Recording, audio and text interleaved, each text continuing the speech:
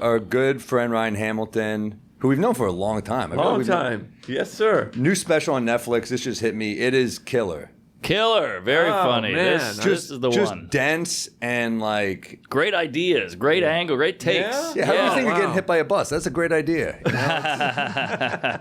No, I mean, you say that at one point in the special. You're like, was it worth it? No. Well, tell that to Tracy Morgan. That was a truck, but still. Yeah, that was my first thought is, did he sue? Yeah. 'Cause you don't address that. Oh, yeah. Well, I have a joke that I say I own a small shuttle. Oh, bus yeah. company. But yeah, I mean, that was obviously not like a bit of an exaggeration. But yeah, we had a lawsuit, everybody said you got to do something, but I couldn't even deal with it for like a year mentally. I was just like, I don't want to think about it.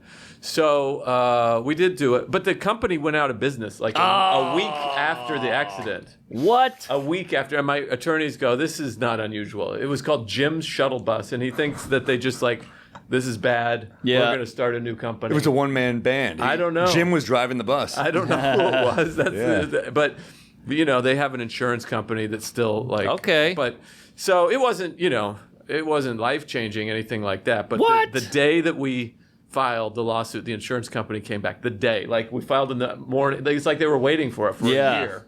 And they're like, here it is. This is the most we can do without going to trial. And my attorneys were like, this is the best possible outcome. You don't want to go to trial. Oh, okay, So I was great. like, yeah, But if you did, you could have wheeled in Hannibal Lecter style. Yeah, like Weinstein. What about, 10 broken ribs. Yeah. Wow. Yeah, I didn't know there was 12 ribs either. So when you did that joke, I was like, that oh, weird? 10 out of 12 you broke. Collapsed lung. Yeah. Couldn't breathe. The lung heals fast, I learned. It's real interesting. The lung is the Unless you're thing David they're not Tell. worried. That one. It's good for him, right? Yeah. Yeah, 5 of the ribs were in 2 places. Wow. So a couple of them healed like this. But I got really lucky because there was no, like sometimes they say ribs heal in a way that causes pain and then they have to go in and put like a plate like I have in my arm in your ribs, but I didn't have any of that. Nice. Yeah, So you weren't on your phone or anything. You just walked out and got No, I was, it was late. It was like I watched the ball drop and it was like, I don't know, 2 or something in the morning. I'd been in a hotel for 10 days with COVID. Sure. In LA. Quarantining. Yeah, and so January 1 was my first day out. And I ate an entire pizza and I celebrated. I'm like out of here. Yeah. And I wasn't flying because flying was so crazy. I was just trying to get home to Idaho for the holidays. And even though the holidays were over.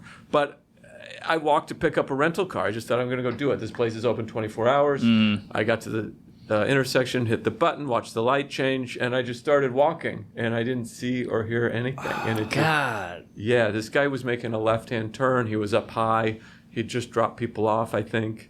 And Did you go out immediately when you hit you? Were you just knocked out? No, I didn't. I never lost he got up. consciousness. Yeah, That was like one of the stood up. biggest laughs of the special. Oh, is that's that right. You freaked them out by, you say, I got up, and they were like, what the hell? Yeah, exactly. It really freaks people out. And I mean, I remember it all. I just remember everything. Wow. But there was a point where I was like, okay, I got to make my whole priority to not pass out. And I Wow. talk about that. But you felt the lung. Yeah, I was standing up, and I talk about this in the special where I had my hand there, but I couldn't see it, but I knew it was there. Whoa. And then I realized that my hand was behind my back. Whoa. And that's when I went, oh, and the line was, that's the punchline to that little joke.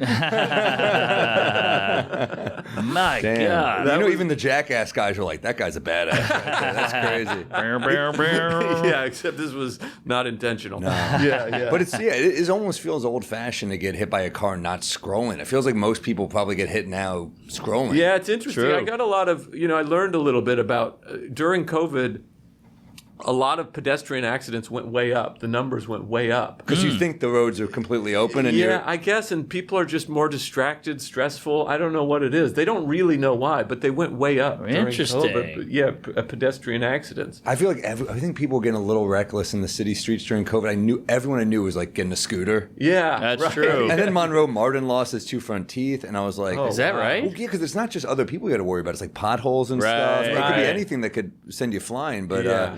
Wow. so many people. I was thinking about getting a scooter, and then I heard about the accidents. I was like, fuck that. Yeah. But it was fun for a minute. Like the idea That's of just true. zipping through a ghost Yes. town. Oh, Right, I was going right. up and down Broadway alone on my moped. It was awesome. Really? Wow. Everybody either got a scooter or a dog. and then Or had a baby. or had a baby, and then when COVID ended, they're like, I hate all these. I regret everything. Wow, man. Yeah, See, a lot of COVID cohabitation. A lot of people just moving in together. I mean, I did that too. I mean, some marriages. Yeah, Right. crazy. Yeah. Yikes. Yeah, this was at the very end. This was like during the Omicron variant. Remember Oh, that? It was sure. it was like my first gig back. I was coming from feels Hawaii. like 40 years ago. I know, I know. it's insane. Sounds like the Avengers. It was the Omicron sequel. The blip. Yeah. The good thing is, well, a horrible thing, but I'm always hungover on January 1st. And I always see people walking around. I'm like, look at these loser nerds out there. And now I'm glad I'm hungover because you're getting hit on January 1st. Yeah. It was, yeah. Do you have to fight because your jokes are all clean? There's definitely you're clean in the way like Gaffigan's clean, where there is like an edge to it. There's a bite. There's a bite. Yeah. But do you have to fight certain thoughts when something that bad happens to you? Because if something that happened to me, I'd be like, "Fuck these people." Yeah. I guess it dies down. You see the comedy soon enough, but other Right. jokes that you have to like fight off. You have to think positively. Does that help the healing even? I don't know. That's just how it came out. Like, honestly, I couldn't think about it comedically for like months, like 3 or 4 months. It was weird. The first day, I was like, okay, jokes, because that's where we're at in our Right. And then I didn't realize what had happened to me really. And Yes. then I'm laying in the hospital after the surgery. Actually, Tommy Johnigan came to visit me the first day. He somehow got into the hospital. He was like, I saw this silhouette. I didn't have my glasses on in the door, and it looked like my doctor. And I go, Dr. Lee? and Tommy walks up. He goes, I'm your brother now. 'Cause that's what, he had to get in the hospital. It was full of COVID.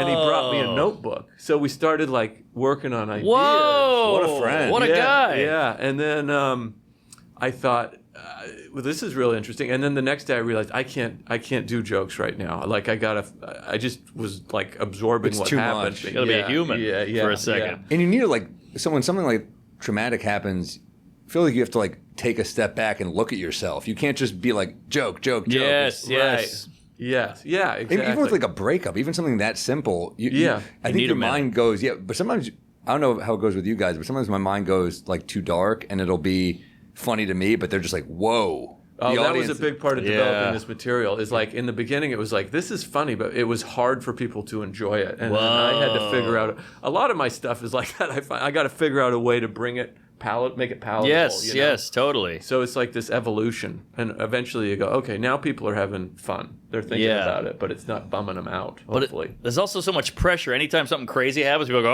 "Oh, you're gonna get eight hours out of that. yeah, You're gonna get a half exactly. hour out of that." And you're Yeah. like, "Oh, am I? Yeah. Now I have to." Yeah. And now you're worried about it. Oh. Now you're like, "I'm a shitty comic because I can't think of anything."